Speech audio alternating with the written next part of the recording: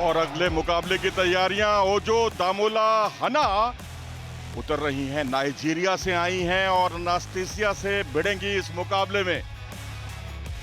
Ladies and gentlemen, अगली खिलाड़ी, she brings power, intensity and unstoppable fire at the mat. Get ready to witness dominance by Ojo Damola Hana.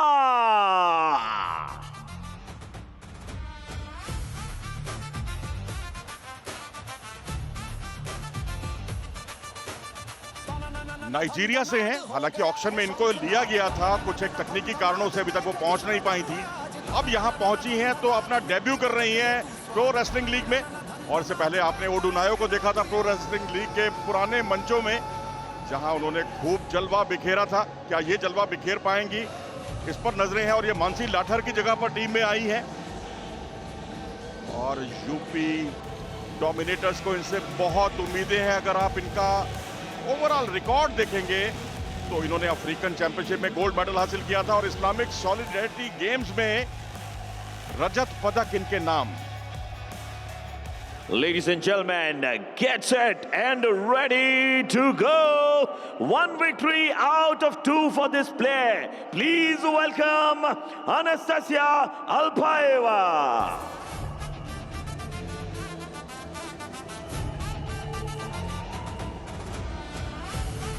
Anastasia जो अपने opponent पर पूरी तरह से हावी होने में विश्वास रखती हैं और इसका प्रत्यक्ष प्रमाण है हर्षिता मोर को जिस तरह से उन्होंने स्टेडियम की छत दिखाने के लिए मजबूर कर दिया था, उससे यहाँ इनके प्रशंसकों की अच्छी खासी तादाद। और जब ये आती हैं तो दर्शक भी झूम उठते हैं। उनके कई सवाल हैं जिसका जवाब वो अपने परफॉर्मेंस से देती हैं।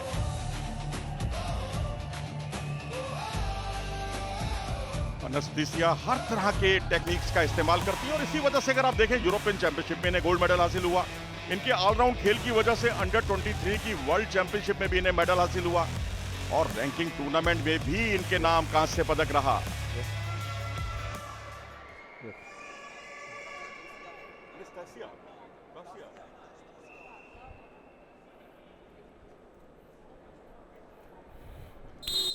और इस तरह से हुआ इस मुकाबले का शुभारंभ और मेरे साथ जुड़ गई हैं पूजा ढांडा, हमारी रेसलिंग एक्सपर्ट और पूर्व अंतर्राष्ट्रीय खिलाड़ी भी।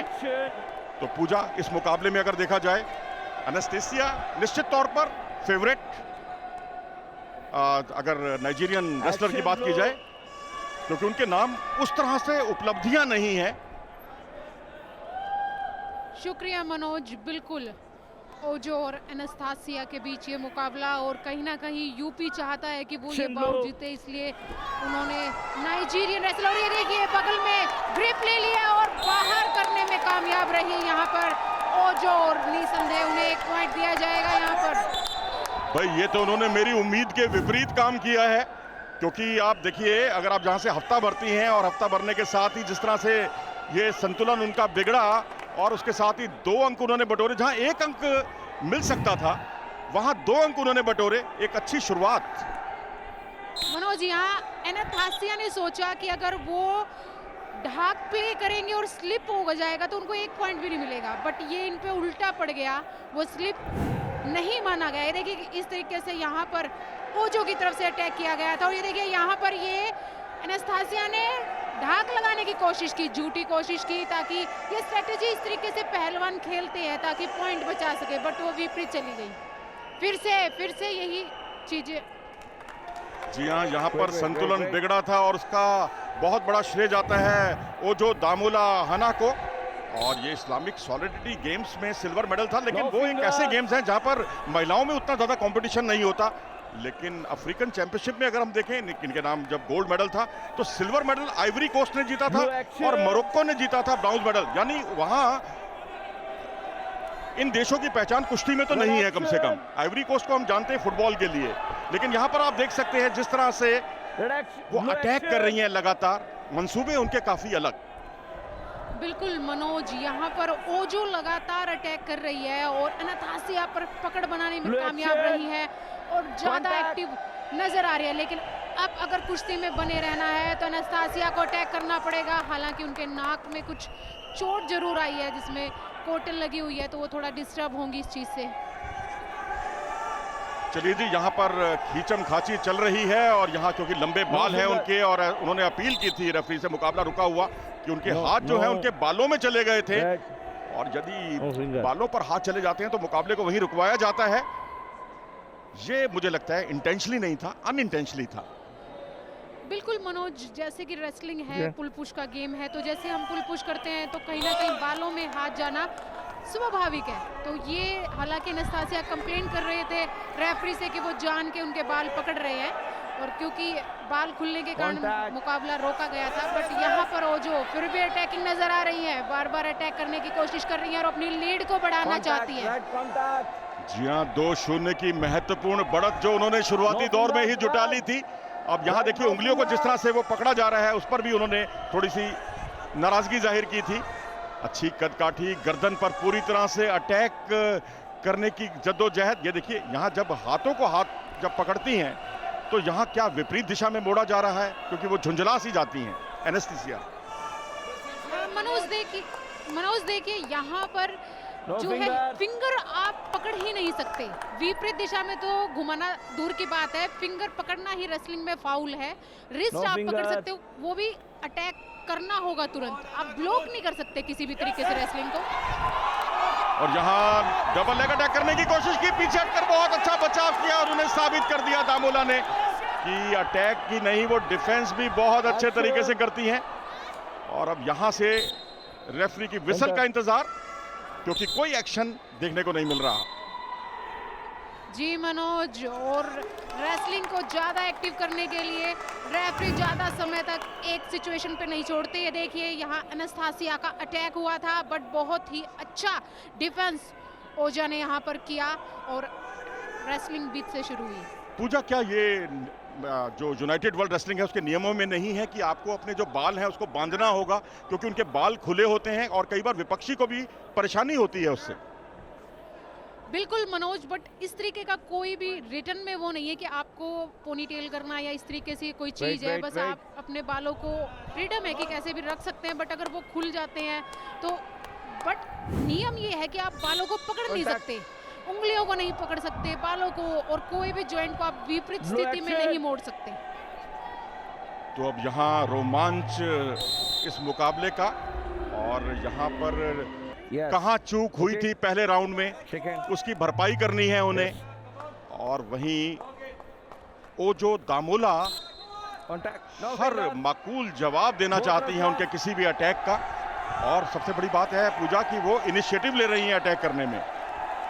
जी मनोज, बिल्कुल ओजो यहाँ पर एनेस्थीसिया से ज्यादा एक्टिव नजर आ रही है और अभी भी कोशिश में लगी हुई है कि वो किस तरीके से अटैक करके 2 पॉइंट की लीड को बढ़ा के आगे हो सके। और यहाँ गर्दन की अच्छी ग्रिप बनाई और यहाँ से देखना है कि ओजो अपनी ऊंची कदकाठी का कितना लाभ उठा पाती हैं क्योंकि ये एक ऐसी टेक्निक होती है गर्दन से आप खपचड़े करके गिरा सकते हैं। और यहाँ पर मुकाबला कुछ समय के लिए रुका लेकिन अब एक बार फिर से तैयार दोनों रेसलर। रेफरी की तरफ से ओजो को वार्निंग दी गई है कि आप ज्यादा एक्टिव रहे, पीछे ना हटे। अगर दोबारा ऐसा किया जाता है तो ओजो के खिलाफ 30 सेकंड पैसिविटी टाइम चला दिया जाएगा। और यहाँ गर्दन को खींचने का प्रयास और अच्छी पकड़ की तलाश दोनों ही रेसलर्स को, और हाथों की पकड़ की बजाय ये पूरी तरह से गर्दन पर फोकस है। एक हाथ से जरूर रोका हुआ है उन्होंने, दाहिने हाथ से ओजो दामोला ने। बिल्कुल मनोज, और मुझे लग रहा है कि कहीं पैसिविटी ना आ जाए ओजो के खिलाफ। ये लगातार पैसिव नजर आ रही हैं और कहीं ना कहीं इशारा जो है वो रेफरी का पैसिविटी की तरफ हो गया है ओजो के लिए। जी हाँ, लगता है आपकी बात सुन ली है और ओजो को अब 30 सेकंड में अंक बटोरने होंगे। और यहाँ आप निष्क्रिय नहीं हो सकते। यूनाइटेड वर्ल्ड रेसलिंग यही चाहता है कि कुश्तियां बहुत आक्रामक होनी चाहिए, खींचने का प्रयास हो, आपकी तरफ से एक्शन हो, मूवमेंट हो, टेक्निक्स लगें, लेकिन आप निष्क्रिय होकर नहीं बैठ सकते।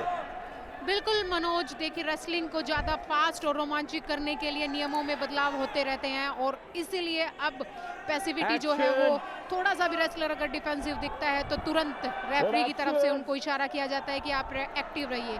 यहाँ पर 1 पॉइंट जो है एनेस्थीसिया को दे दिया गया है क्योंकि ओजो 30 सेकंड में पॉइंट नहीं ले पाए।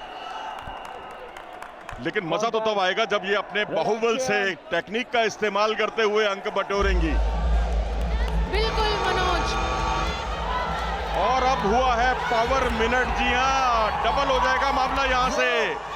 पावर मिनट में जितने आप अंक बटोरेंगे उसको डबल आका जाएगा। 2-1 से आगे हैं ओझा इस मुकाबले में। हालांकि पावर मिनट को देखते हुए ये बढ़त कोई बहुत ज्यादा बढ़त नहीं है, क्योंकि अभी 43 सेकंड बाकी है इस मुकाबले के समाप्त होने में। बिल्कुल मनोज। और पावर मिनट में ये देखिए किस तरीके से यहाँ पर अनास्तासिया ने अटैक करने की कोशिश की थी, बट ओजो ने अच्छा डिफेंस किया है। बट मुझे लग नहीं रहा है कि ये कुश्ती इसी तरीके से रहेगी। पावर मिनट में पहलवान ज्यादा पावर के साथ काम करते हैं, क्योंकि उनको पता है जितने पॉइंट लोगे उतने ही आपको फ्री मिलेंगे। कुछ देर में दूध का दूध और पानी का पानी हो जाएगा कि आपने दूर से जो बुलाया है नाइजीरिया से इस रेसलर को, उनको बुलाने का फैसला कितना सही था, क्योंकि देश की उदीयमान रेसलर मानसी लाठर की जगह पर उनको लाया गया था। और ये यहाँ पर बहुत ही अच्छे तरीके से पट लगाया था। पट लगाने के साथ ही खेमे की पोजीशन बनाई थी। क्या यहाँ पर बाई फॉल का खतरा था? जी नहीं। और ये 20 सेकंड बाकी है, इंतजार है रेफरी के डिसीजन का। जी हाँ, क्योंकि डेंजर पोजीशन में गिराया गया था। 4 अंक दिए गए थे जो 8 अंकों में तब्दील हो गए, और इस तरह से 9-2 के स्कोर से एनास्टेसिया आगे हो गई हैं। और उसको चैलेंज दिया गया है। चैलेंज इस बात को लेकर होगा पूजा कि जिस तरह से वो अटैक उन्होंने किया था और वहां से खेमे की पोजीशन बनाई थी और उठाया था, लिफ्ट किया था, लेकिन यहां पर अप्रत्याशित रूप से रेसलर ने ही मना कर दिया। बिल्कुल मनोज। रेसलिंग में रूल है कि अगर कोच चैलेंज करता है और एथलीट को लगता है कि नहीं चैलेंज रॉन्ग किया गया है, तो वो मना कर सकता है। लेकिन यहाँ चैलेंज फिर से आया है, और मुझे लगता है ये चैलेंज कहीं ना कहीं है कि अनास्तासिया ने स्टैंडिंग से अटैक किया और ओजो ने भी उनको साथ में लेके डेंजर करने की कोशिश की। तो कोच की तरफ से ये डिमांड की गई होगी कि ओजो को भी यहाँ 2 पॉइंट यानी कि 4 पॉइंट ओजो को भी यहाँ मिलने चाहिए।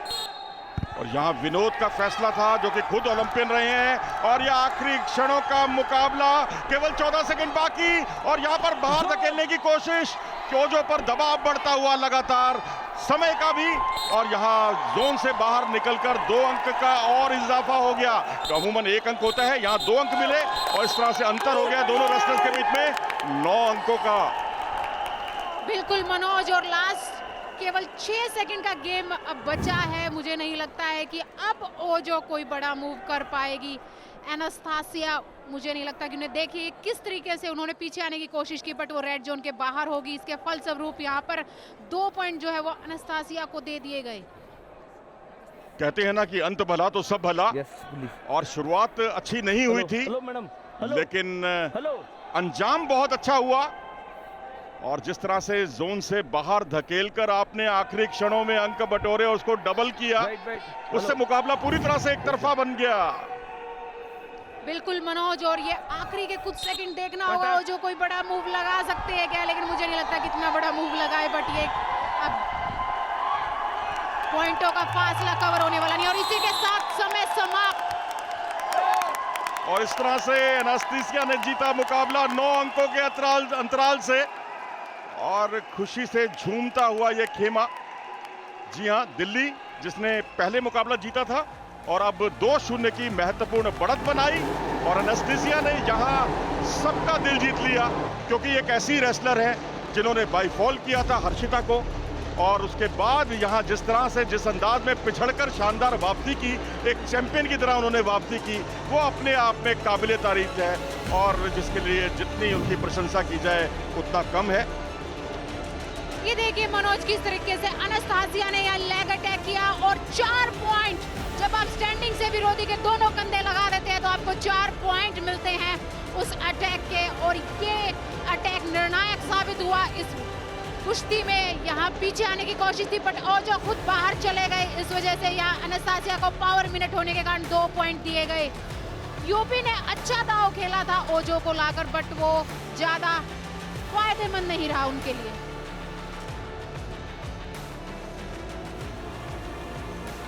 ये है विजयश्री का ऐलान। अनास्टेसिया जिन्होंने दिल जीता सबका, और नोएडा स्टेडियम में तो हर कोई इनका कायल बन गया है। कोच हो, खिलाड़ी हो, दर्शक हो, इनके फैन फॉलोइंग भी बढ़ती हुई। और ये है कैंपा एनर्जेटिक मोमेंट।